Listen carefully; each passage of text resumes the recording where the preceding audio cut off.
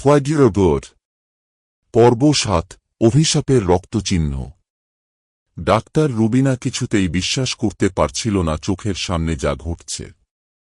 রাহুলের ফাইল খুলে সে দেখে তার ব্লাড রিপোর্টে একটা অদ্ভুত জিন পাওয়া গেছে। ফ্যাস্টিস এট্রেনাম, লাতিন ভাষায় মানে চিরন্তন প্লেগ। রুবিনা পুরনো মেডিকেল জার্নাল ঘাঁটতে ঘাঁটতে একটা ফরাসি গবেষকের লেখা পায়।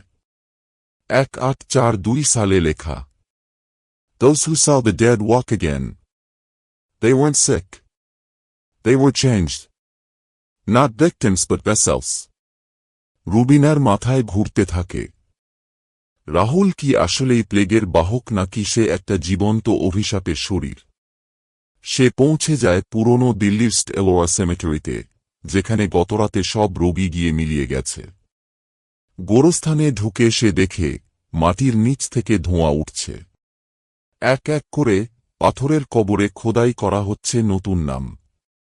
একটা কবরে লেখা, রাহুল ব্যানার্জি, ডায়রেন 2025, বোয়ানেন 1347। রুবিনা চিৎকার করে উঠে, এটা সম্ভব না। 1347 প্লেগ শুরু হয়েছিল ইউরোপে।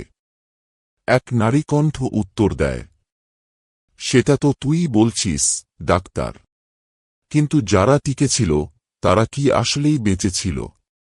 রুবিনা ঘুরে দেখে একজন দাঁড়িয়ে আছে সাদা পোশাকে, মুখ ঢেকে রাখা, হাতে ডায়েরির সেই পাতাগুলো। অ্যামেলিয়া।